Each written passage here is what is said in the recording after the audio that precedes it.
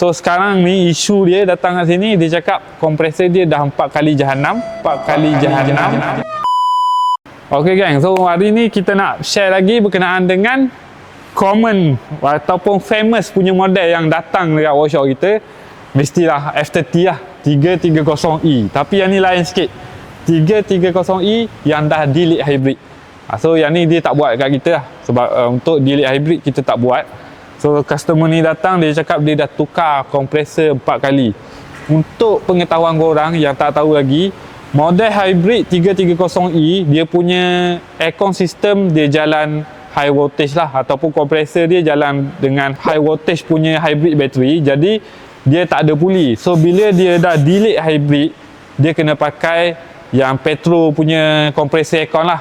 So sekarang ni isu dia datang kat sini, dia cakap kompresor dia dah 4 kali jahanam. Lepas dia delete hybrid, dia pakai yang petrol punya, fully petrol punya kompresor yang menggunakan puli. So untuk kes-kes macam ni, kita memang perlu masa untuk troubleshoot masalah tu berpunca daripada mana. So untuk korang yang menggunakan BMW hybrid, yang ada niat nak delete hybrid ataupun terfikir-fikir nak delete hybrid tu, lepas korang tengok video ni, korang boleh fikir 2 ke 3 kali lah.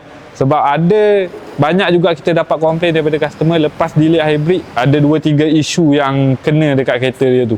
So kalau macam case macam customer ni, aku tengok kompresor dia baru, ni kompresor yang keempat dia cakap. Lepas pakai sebulan lebih sikit jahanam. So kita punya technician dah diagnose punca masalah kompresor dia rosak tu sebab dia punya kompresor tak ada cut off. So untuk kes macam ni memang kita perlu masa lah. Kita tak pasti sama ada 7 hari ke 8 hari ataupun 2 minggu proses untuk troubleshoot dan cari punca masalah dia tu untuk selesaikan masalah kereta ni. So untuk korang yang berdekatan Lembah Kelang ataupun area-area Shah Alam, nak repair kereta, nak servis kereta, boleh datang ke Transmatic Automotive Section 15 Shah Alam. Kita buka daripada hari Sabtu hingga hari Khamis. Hari Jumaat je kita cuti. Okay gang, so untuk sebarang pertanyaan boleh klik link di bio.